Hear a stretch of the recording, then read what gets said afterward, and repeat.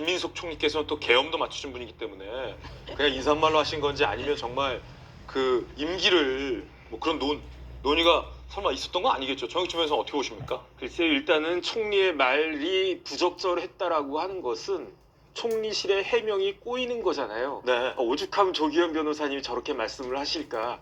제가 저 입장이라고 해도 해명할 말이 없어요. 이거는 누가 뭐라고 해도 대통령 이야기하는 거 아니겠습니까? 대한민국의 모든 공직자 중에 임기가 5년짜리는요 대통령밖에 없어요. 그런데 더 큰 문제는 뭐냐면은 저는 금시초문이거든요.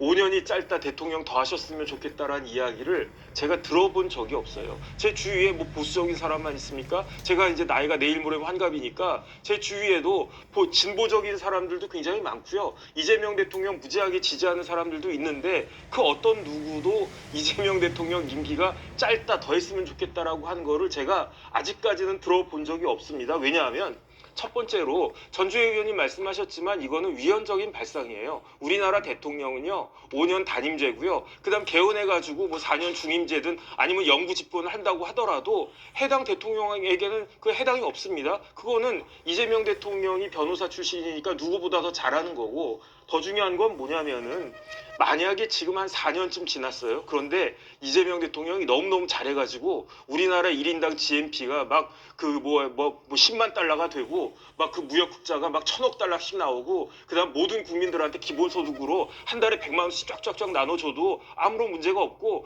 뭐 동해 서해 이런 데서 막 원유가 막 터지고 이러면은 저 같아도 야, 이재명 대통령님 영구 집권하셔도 되겠다 이런 생각이 들 텐데 네. 지금 10% 조금 더 하셨거든요. 그런데 왜 벌써부터 이런 이야기를 하나? 그 다음에 이재명 대통령의 지지율이 높습니까? 제가 봤을 때는요 전혀 높은 게 아닌 게, 윤석열 대통령하고 비하면은 높다라고 할 수는 있는데 이재명 대통령은 누구의 지지율과 비교해야 되느냐? 문재인 대통령하고 비교해야 돼요. 왜냐하면 문재인 대통령과 이재명 대통령의 공통점이 있습니다. 어떤 공통점이 있냐면 직전 대통령이 탄핵당했잖아요. 더군다나 윤석열 대통령 탄핵은 박근혜 전 대통령 탄핵보다도 훨씬 심각한 문제 아니었습니까? 그럼에도 불구하고 문재인 대통령 때는요 제 기억에 지지율이 75% 80% 이렇게 나왔었어요. 그냥 다 지지했어요. 다 지지했어요. 진짜 뭐 임기가 6개월 한 7개월 정도 지났을 때는. 그런데 이재명 대통령 지지율 어떻습니까? 50%간 넘지 않았습니까? 제가 봤을 때는요 김민석 총리가 저런 식으로 보필하면 그러면 안 되지 않나 싶고요.